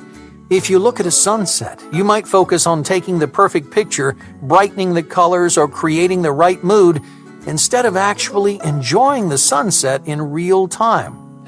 You pay less and less attention to the powerful moments as they happen, and you stop appreciating experiences for what they are. Each one just feels like another opportunity to brag on social media. Wow. So what it was? This is heavy right here. I'm cut. Basically, he's saying, like, say for example, you go to a beautiful waterfall or something. Instead of like a regular human being 30 years ago just going to enjoying a waterfall, the first thing that you do is pull out your damn phone. I gotta capture this. I gotta get this on camera. Wow. So I can get a post and I get people to be like, wow, love, like, share. That's your first mindset pertaining to the waterfall instead of actually embracing it like a regular human. Right. What is that? That means we have become vain. We have become vain. The stuff that we doing ain't even for the purpose of really doing it. It's for the purpose of being able to post it on social media. For the pride of life, so people can see where we been, what we saw, instead of just embracing where we at and what we seeing. We have become vain. Let's get that in Ephesians 4. Ephesians 4:17. Watch this, y'all. The book of Ephesians, chapter 4, and verse 17. Come on. This I say, therefore, and testify in the Lord, that ye henceforth walk not as other Gentiles walk. Not as other Gentiles walk, meaning people in the world, read on. In the vanity of their mind. In the what? Vanity of their mind. In the vanity. The people in the world, they walking, all they posting, all that is walking in the vanity of their mind. Let's see what that word means. What is that? The vanity of the mind. Let's get that. Read that off. Vanity, excessive pride in or admiration of one's own appearance or achievement. The pride of life. The pride of life. That's what vanity is. And that's what this whole world is walking in. And they use social media is the biggest tool to do so. Vanity. Just, you know what I'm saying? Some people just be bored. They ain't get no attention. Ain't nobody hitting them up. Let me put out a controversial post so my notifications can blow up. You see what I'm saying? It ain't because I actually want to engage in conversation. It's because I want some attention. I want people, you know what I'm saying, to be able to talk about my post. You know what I'm saying? The pride of life, vanity. That's the type of stuff that social media got us wrapped up in, y'all, for real. All right? Now let's get the next one, because we still on the pride of life, but it's another element that was in this video that went into it as well. Let's play that. The next time step should be the cycle of jealousy. Play that. Number 6, the cycle of jealousy. Every time you log onto your account, you participate in a jealous cycle. In fact, many social media users try to create that jealousy in other people. The cycle of jealousy starts when you browse through the profile of someone you admire. Now, in your eyes, they're doing something amazing, and you respect or you envy them for it. So you try to make your profile look amazing too. But that just means someone else is going to look at your pictures and think, wow, I wish I was doing that. And they're going to carry that feeling into their own virtual lives. And just like that, a chain of jealousy can span across dozens or even hundreds of people. So, how does that jealousy impact your brain? Suddenly, you're not thinking about the life you want. You're not living for you anymore. You're living to make other people jealous. You only feel satisfied when people envy you, and you get bitter when they don't. My point is, social media pulls you into this vicious cycle. If you're not careful, you'll lose sight of what really matters. Hey, let's get that in 2 Corinthians 10 and 12. For real, basically it's saying what? You base your whole life on somebody else's profile. You know what I'm saying? So you can get your profile to where people feel that same way you felt about that person's profile, about your profile. You see what I'm saying? It's a cycle of jealousy. What is the pride of life? You want people, you thrive off people being jealous of you. You thrive on people wanting to be like you. That is the environment, the culture that social media creates. Read what you got. The book of 2 Corinthians, chapter 10 and verse 12. Come on. For we dare not make ourselves of the number or compare ourselves with some that commend themselves. Come on. But they measuring themselves by themselves. They what? Measuring themselves by themselves. Come on. And comparing themselves among themselves. Comparing themselves among themselves. Oh, see, he got this many followers. You know what I'm saying? But I know I can get this many if I post. You know what I'm saying? I bet I could really. Well, I got more real followers. He got the bought ones. You know what I'm saying? He posting the shoe. I got them shoes too. You see what I'm saying? All of this comparing and stuff going on. That's what social media is. A tool to compare your life against the next person's life. God said comparing themselves among themselves is what? Not wise. That is not wise. But that's what Esau got you doing day in and day out on social media. All right, let's get 2 Timothy 3:1. Telling you, brother, pride of life. The pride of social media is the, man, that's so crafty how they did that. It set you up for the alley-oop. Pride of life. You know what I'm saying? Teach you to be. Set you up for it. You know what I'm saying? Read what you got. The book of 2 Timothy chapter 3 and verse 1. Come on. This know also that in the last days perilous times shall come. What's the name of the class? Distractions in the last days. You telling me while we getting closer and closer to the coming of our Lord Jesus Christ, the destruction of the world as we know it, as we getting closer and closer, we're entering perilous times. People's minds ain't going in the right direction. You see what I'm saying? Vanity is all over. We in the age of decadence. That's what God is saying. In the last days, these are the times, these are the things that we will witness. And as we read, I'm telling you, majority of what we finna read, you witness it every day on your Facebook timeline, your Twitter timeline, your IG timeline. For real. Watch this. Read what you got. For men shall be lovers of their own selves. Read that part again. For men shall be lovers of their own selves. Look at me, yo. Selfie, yo. I got my pen. Look, hey, yo. You know what I'm saying? That's all you see. That's all you see, especially with the sisters, man. I don't need nobody. If you don't need nobody, if you so independent, if you so, you know what I'm saying? Why the hell do you got to post, you know what I'm saying, to your follower, to your following every minute of the damn day? You know what I'm saying? Why are you checking your notifications? Why are you concerned about how many likes you getting if you don't need nobody? You see what I'm saying? But hey, that's what people want to be able to say, that I look good. You know what I'm saying? I'm clean. I'm fresh. Tell me I'm pretty, because I know I am. You know what I'm saying? That's the display on social media. People loving the hell out of themselves. Pride, vanity. Read on. Covetous. That goes into that cycle of jealousy. Oh, damn, he got that? Nah, I'm finna go get that. I didn't heard, well, go ahead. Boasters. Showing off what you got. Who know about Nino Brown? Y'all know about Nino Brown, the dude? Always bragging about what he did and what he can do or what he got or what. You know what I'm saying? That's the culture on social media. Who can talk the most S-word? You know what I'm saying? Who can show off the most of what they got? Who can gloat, you know what I'm saying, on the possessions that they've been able to obtain? That's the culture on social media. Read on. Proud. What? Proud. Pride, the pride of life. Read on. Blasphemous. Come on. Disobedient to parents. Unthankful. Unholy. Right, and that's what you see with a lot of our youth on social media. You know what I'm saying? You got 12, 13-year-olds posting pictures with damn 30 clip extensions on their hip in front of their damn mama house.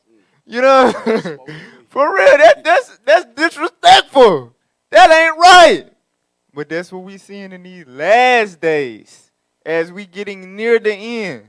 Read. Without natural affection. Without what? Without natural affection. You also see a very high increase. You don't even know if that person that you're following, you know, with all the makeup and the, you know, doing this with their hair, you really don't know unless you know that person, unless you knew them from elementary or something. You really don't know what that is. You don't know if that's a girl. You don't know if it's a boy. You know what I'm saying? For real. Because, hey, you see a lot of homo activity going on. Our people do not have, they're losing natural affection. Read on. False accusers. The rumors, the gossip. Hey, a lot of people be caught up in that all day, distracted by some academics. NBA YoungBoy, he got locked up. FBG Duck, his homeboy set him up. You see what I'm saying? Just a whole bunch of rumors and lies and gossip. Our people be caught up in that all day, every day on social media. Read on. Incontinent. Incontinent. That means the inability to control yourself, to contain yourself. That's like the people that you'll watch that be entertaining, like Boom Gang. I think that's his name. Yeah. He quick to go off and like basically our people like even with NBA YoungBoy, our people get a sensation out of seeing people like not give a damn about life. You know what I'm saying? The inability to control themselves. That's exciting. At any given moment, they can snap. World star. You know, world star. No discipline, nothing. Just all out. That's what you see all day on social media. Read on. Fierce. Read on. Despisers of those that are good. Despisers of those that are good. Read on. Traitors. Heady. High-minded. High-minded. Can't nobody tell me nothing. Everybody think they a damn guru on Facebook. Everybody think that they post is just so, you know what I'm saying? Like they damn King Solomon or something. Like they got the new proverb, the 2020 version of Proverbs. You know what I'm saying? That's how high-minded people get because they get 43 likes on a damn post. And they thrive off of that. You see what I'm saying? That's what we see. Read. Lovers of pleasures more than lovers of God. And that's the whole objective of it all. That's the whole reason, you know what I'm saying, of that flood being pushed on our people. It's to get you caught up in that realm of, you know, self-absorbance of all that attention and notoriety or whatever, and you start to care more about that than you care about the Most High. How many people can honestly say, and it's true? You know what I'm saying? I'm not exempt. How many people can say that they read their Bible, they read their history book more than they read their timeline on Facebook? How many people can say that? You see what I'm saying? How often do you check the study group? You know what I'm saying? How often do you check your Bible for new precepts as opposed to how often you check your notifications? You see what I'm saying? You tell me. That's the culture that Satan has created for our people, using social media. And you got brothers and sisters in the truth falling into that. That's why we got to wake the hell up. We can't let that stuff distract us, man. For real. For real. Let's go back to Revelation 12. Revelation 12, verse 15. So we dealt with the flood in terms of social media. It's a lot more that go with that. Understand that. That's why it was a colon for social media. It's many other distractions in these last days. But I would confidently say that social media is the biggest one. For real. Read what you got. The book of Revelation, chapter 12 and verse 15. Come on. And the serpent cast out of his mouth water as a flood after the woman, that he might cause her to be carried away of the flood. To carry your heart, to turn your spirit away from God.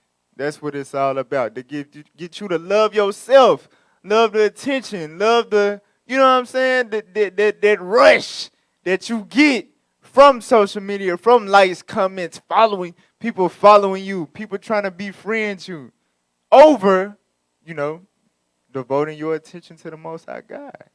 For real. That's the objective of it, to carry you away from the Most High. He wants you distracted. The more you spending 2-3 hours looking at them funny memes and you think you're so innocent or whatever, Satan that hand rub, that Birdman gif, that was Satan doing. He like, you know what I'm saying? Meanwhile, the Most High like, hey, send up a prayer or something. You know what I'm saying? Dang, when you gonna open that book?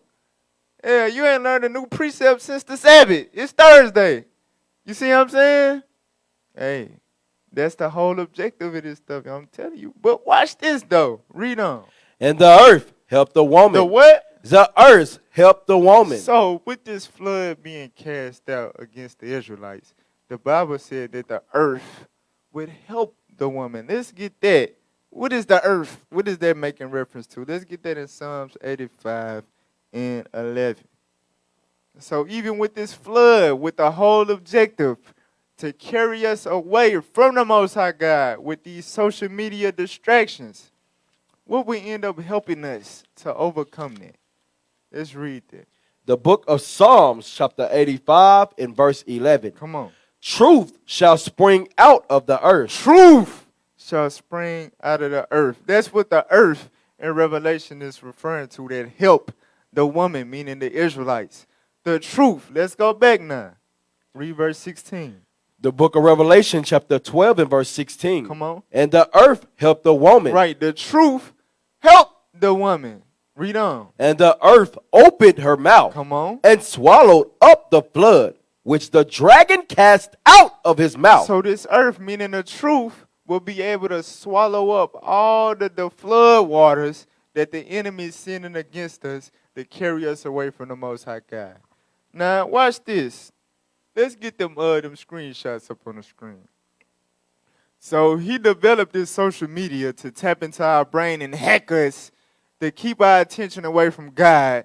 Meanwhile, we able to get on social media and guide our people back to the Most High, from the youngest to the oldest. Look at this. We got cartoons for the kids. So when they get on social media, they can actually learn about their God. This is a part of swallowing up the floods, y'all. For real. That's why you people that's in these offices to get to develop these things, understand how important your job is. You are that earth that's swallowing up the flood. Let's get the next screenshot. Come on. All right, IUIC documentaries. You got IUIC reports. You got the little short, cut straight to the point that you can learn about your history that they never taught you in school.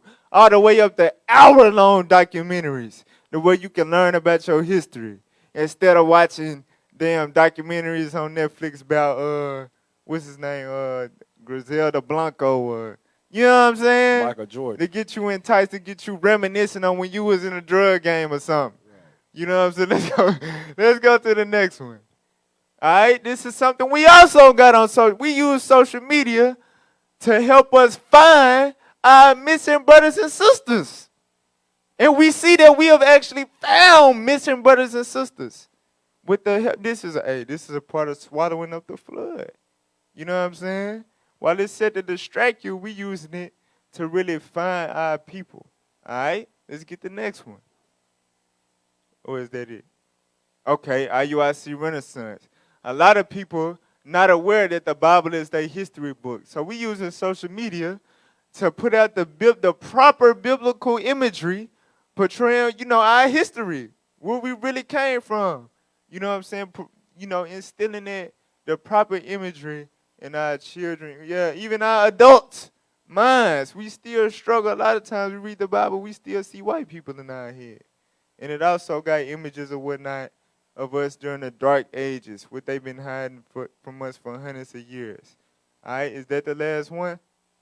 All right, now let's play the video now. This is something that we also flooding the social media gates, you know what I'm saying, with. All right, play that. And let us fight for our people and for the sanctuary. We're fighting for the hearts and minds of our people that do not yet know who they are. But we are their champions. We are their superheroes, so to speak. Believe that. We're serious. Ain't no laughter. We ain't got time for shucking and jiving. We got issues going on with the nation of Israel. Our young men are so starved for leaders. And a mother recognizes that we have no stars, that we have no leaders, that we have no superheroes. And because of that absence of an image, all kinds of psychological destruction has permeated the brains of our people. To be honest with you, pay attention. Sons of God! Yeah. Us against the world, want what we deserve. War against our soul, it's a God we serve. Yeah. Us against the world, us against the world. Working for thy kingdom come, no time to observe. Us against the world, dragging rough we heard. Ain't no stopping in, 7,000 on reserve. Yeah. Us against the world, us against the world. Us against the world, us against the world. Us against the world, overcoming all the odds. We go for the gusto. A salute to the God and the captain of the host. The angels is cutthroat. This a war for your soul. Army of the living God. All right, all praise to the Most High. So we blazing social media with the army of God. You see that? Putting in basically undistracted. They on social media being distracted, and they mess around and see a whole bunch of black men standing strong and in order and in discipline, something they never seen before. You know what I'm saying? And hey, that's how a lot of people come into this truth. You know what I'm saying? On social media, in the midst of evil, in the midst of being idle, and they mess around and see the earth that helped the woman. You know what I'm saying? The truth. For real. That's how a lot of us came into the truth. We stumbled across it on social media. Right. So we got to make sure us in this truth, we got to understand, you know what I'm saying? Don't fall into the trick of Satan and use social media for the wrong reasons. We got access to social media now to undistract our people and guide them to the light. All right, let's get that in Isaiah 59:19. Isaiah 59, verse 19. Come on. The book of Isaiah, chapter 59 and verse 19. Come on. So shall they fear the name of the Lord Come on. from the west, and his glory from the rising of the sun. Come on. When the enemy shall come in like a flood. That's exactly what we read in Revelation, just in plainer terms. When the enemy shall come in like a flood with all these things to distract you and carry you away from God, what will God do? Read. The Spirit of the Lord shall lift up a standard against him. Right. The Spirit of the Lord is lifting up a standard against the white man's devices to keep us asleep. And that's the Israelites united in Christ. You know what I'm saying? With the word of God. That's the standard that's being lifted up on the same platform set up to destroy our people. You see that? That's amazing. It's amazing what the Most High doing, man. Let's go to Genesis 50 and verse 20. Genesis chapter 50 and verse 20. You got to think, this type of stuff was created to keep that phenomenon going. You know, well, basically, to stop the phenomenon from happening. Willie Lynn said it's going to have to be some thousands of years. It's going to take a phenomenon for them to break these mental chains that we got up on them. So they've been leveling up. They MySpace, Facebook, Twitter, Instagram, TikTok. You know what I'm saying? It's ironic they developed TikTok because they know their time is short. You know what I'm saying? TikTok, for real. They really trying their best to keep us asleep, not knowing that the Israelites hitting all these platforms with the truth, with the word of God, that's standard, you know what I'm saying, by the Spirit of the Lord. Read what you got. Genesis chapter 50 and verse 20. Come on. But as for you, ye thought evil against me. Right, you thought evil against the Israelites. You thought tactics of distraction against the Israelites. Read. But God meant it unto good. But this same platforms you established, God is allowing the truth to be spread like wildfire on them platforms. Read on. To bring to pass as it is this day, to save much people alive. Right, to save our people. From there, go to Romans 8 and 28. Romans chapter 8, verse 28. Watch this. Romans chapter 8, verse 28. The book of Romans, chapter 8, Verse 28. and verse 28. And we know that all things work together for good to them that love God. So all things work together for good. They meant it for evil. They meant it to destroy us. But in the end, God always said, he set everything up to end up for our good. You know what I'm saying? To get us to the point of being saved and be recovered from the grasp of Satan that he had on us. You know what I'm saying? From there, go to Ephesians chapter 6 and verse 11. So with that being said, we got to understand when we on these platforms and when we using these, you know what I'm saying, the social media and things of that nature, we have to be very mindful. You can either fall into what Satan set it up for to carry your mind away from God, or, you know what I'm saying, you can use it to set up a standard against him to spread this truth. We got to understand that. Read what you got. The book of Ephesians, chapter 6 and verse 11. Uh-huh. Put on the whole armor of God, that ye may be able to stand against the wiles of the devil. So don't think you could just willy-nilly get on social media. I ain't going to be distracted. I'm just going straight to the classes. I'm telling you, that's the only reason I still got Facebook. To share IUIC Arkansas posts and IUIC period, and for IUIC classrooms. You know what I'm saying? That's it. For real.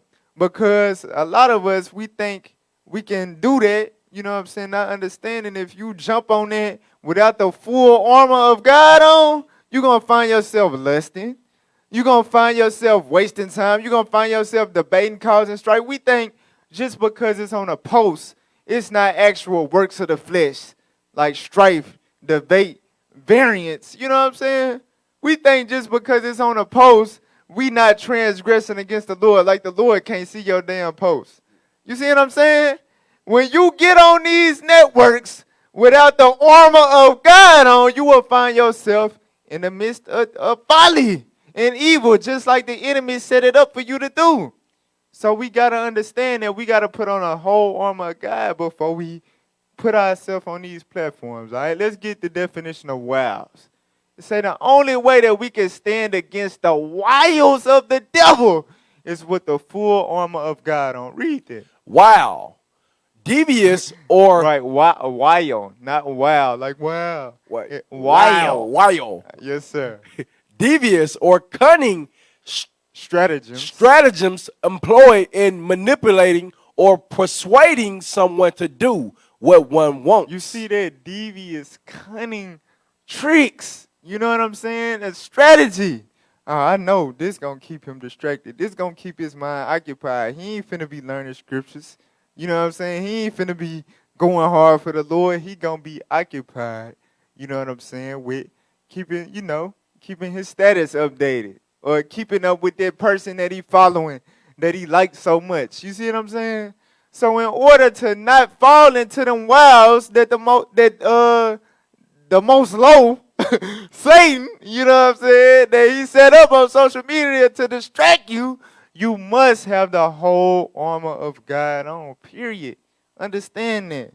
Let's go to Romans 6 and 16.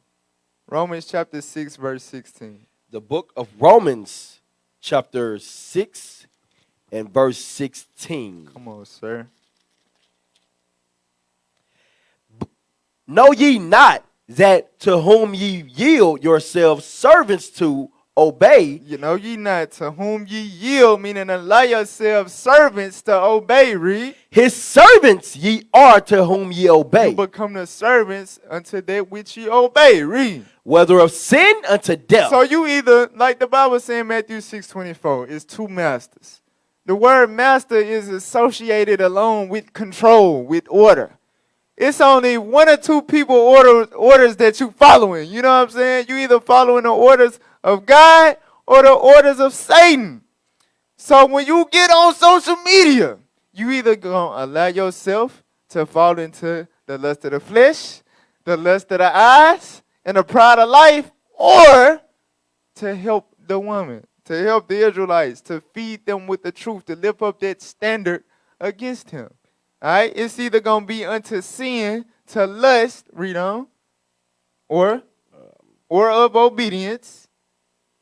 Or of obedience unto righteousness. So you're going to be either doing one of the two things when you get on these platforms. You're either going to be serving sin or you're going to be serving righteousness. You're going to serve the purpose of Satan and fall into the wiles that he set up against you, or you're going to fall into the plan of God to work out for good to them that love him. Jump down to verse 19. Verse 19. Come on. I speak after the manner of men because of the infirmity of your flesh. Read.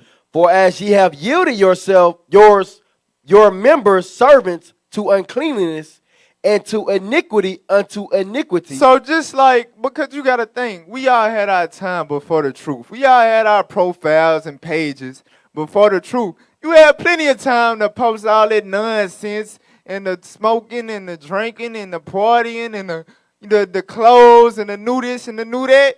We all done had that, and we all at one time submitted ourselves unto that. So just like we devoted that energy to the evil on social media, now that you in the truth, read on.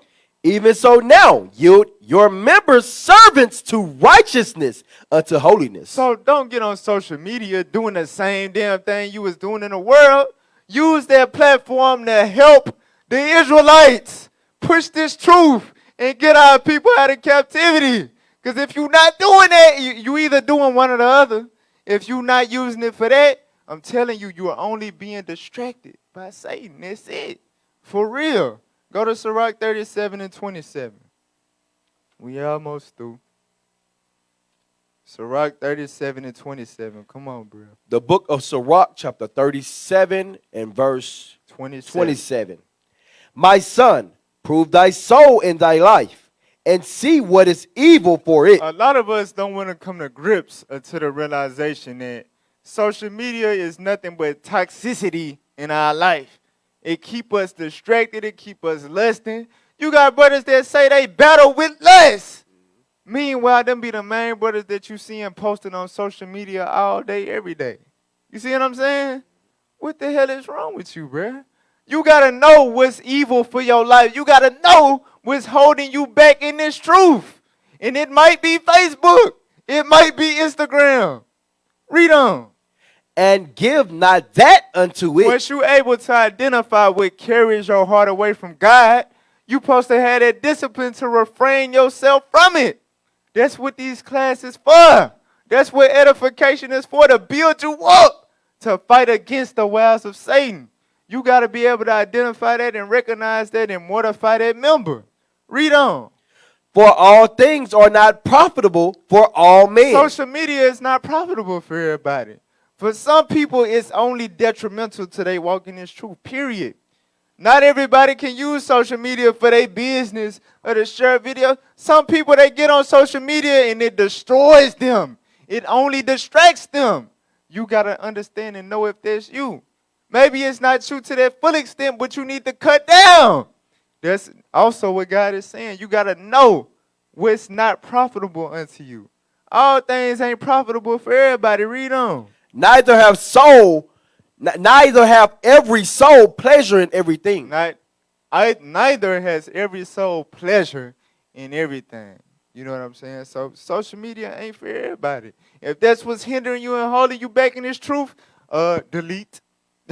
Period.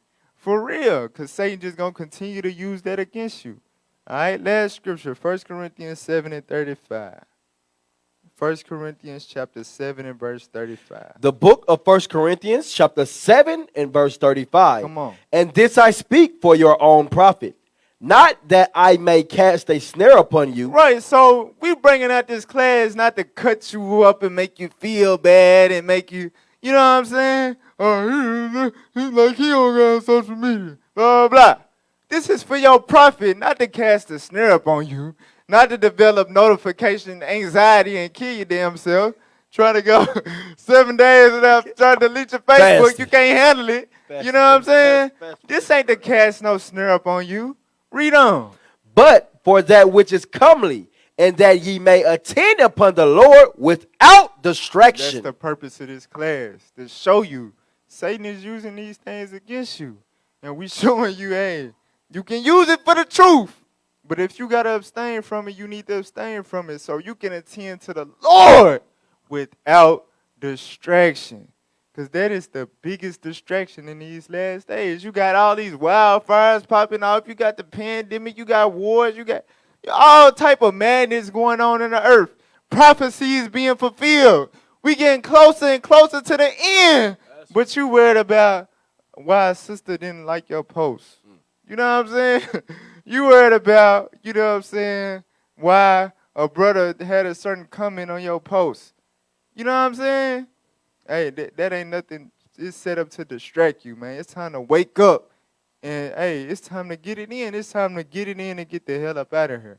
You know what I'm saying? That's the purpose of this class, to attend up on the Lord without distraction. All right? So, look, hey, I pray everybody was edified. You know what I'm saying? I pray we got the understanding. And I hope ain't nobody confused. I think I made it pretty clear. You know what I'm saying? Social media is a tool developed by the enemy to distract you, but God made it to where we can use it for good, to help one another, to build one another up with the classes, with the information, with the cartoons for the kids and all of that. So you got to make sure you're using it for the Most High and not falling into what the white man set it up for in the first place, to distract you. All right? So with that, hey, I'll pray to the Most High. Hope everybody have a prosperous day. Shalom, Most High in Christ bless. Shalom, Most High in Christ bless.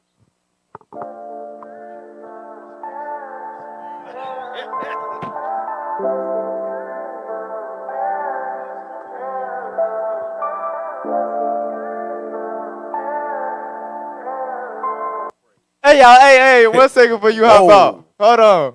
So, this Sunday on Let's Talk Truth Radio on the Real Underground Radio, IUIC Arkansas will be going even deeper into this topic. Social media, is it a blessing or a curse? All right, tune in to that. Y'all already going to know where we're going with it. Right. But make sure you tune in there. There's going to be a lot of content, a lot of scriptures that didn't even get pulled today. All right, so make sure y'all tune into that this Sunday, all right? And subscribe to IUIC Arkansas. With that, now, shalom. Shalom.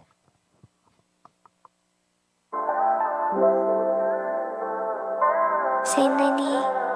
From the feet of Gamaliel to the carcass of Stephen, I was excelling the zeal of my brethren. I was not without that change in the regimen. I put through hell who I thought was a heretic, I was a whole different specimen Pharisee. It wasn't fair, I wasn't sparing them, If they was spreading that resurrect rhetoric, I'm gonna be there when they bury them, I'm on my way to Damascus, finna get licensed to get on their asses, Forsaking the elders' traditions for madness, no, I ain't giving no passes. I'm on my nag and suddenly light shine. Felt like the sun running up on me. Damn, it wasn't the sun, but I'll be damned. It was the Son of Man.